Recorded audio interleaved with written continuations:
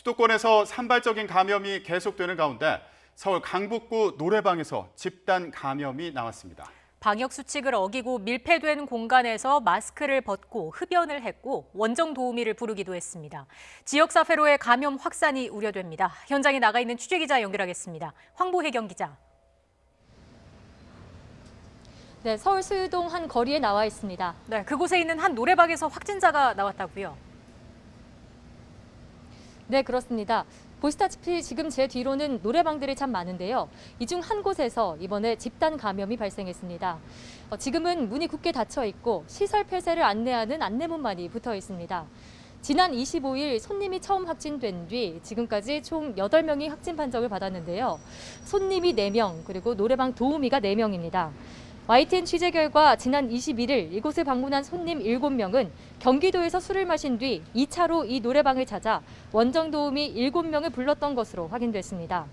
5인 이상 단체 손님을 받을 수 없지만 노래방은 이를 어기고 손님을 쪼개서 받은 것으로 파악됐습니다. 당연히 거리 두기는 지키지 않았고 노래방 안에서 음식 섭취와 흡연을 하면서 마스크 착용은 미흡했던 것으로 조사됐습니다. 여기에 확진자들의 거주지가 수도권 여러 곳에 걸쳐 있다는 점은 감염의 뇌관이 될 것으로 보입니다.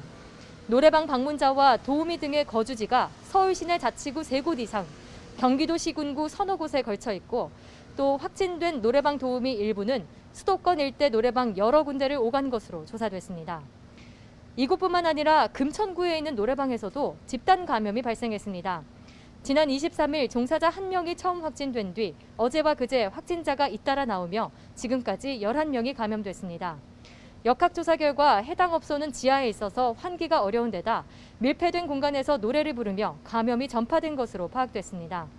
또 확진자 가운데 일부는 증상이 발현됐는데도 지속적으로 근무한 것으로 확인됐습니다. 네, 그곳 말고도 수도권의 또 다른 집단 감염 상황은 어떻습니까? 네, 우선 서울 구로구에 있는 직장에서 집단 감염이 발생했습니다. 지난 25일 직장에 다니는 직원 1명이 처음 확진된 뒤 어제 하루에만 21명이 감염되며 누적 22명이 됐습니다. 역학조사를 실시한 결과 자연 환기를 실시하고 또 개별 자리에 칸막이를 설치하는 등 방역 수칙은 잘 지켰으나 장시간 근무하며 전화 상담을 주로 하는 업무 특성상 많은 비말이 발생했을 것으로 보입니다. 또 정수기를 공동으로 사용하고 함께 식사까지 한 것으로 파악됐습니다. 서울 송파구 실내 운동시설 관련 확진자는 3명이 추가로 더 나오면서 현재까지 최소 20명으로 집계됐습니다. 또 송파구 가락시장에서도 감염이 계속되며 서울시 누적 확진자 수는 51명이 됐습니다. 이렇게 수도권 내 집단 감염 확산세는 꺾이지 않는 모양새인데요.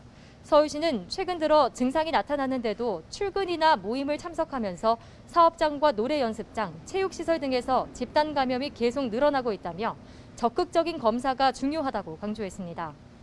또 모두의 안전을 위해 주말에도 모임은 자제하고 의심 증상을 보일 경우 출근이나 예배, 모임을 하지 말고 즉시 선별진료소에서 검사를 받아달라고 거듭 당부했습니다.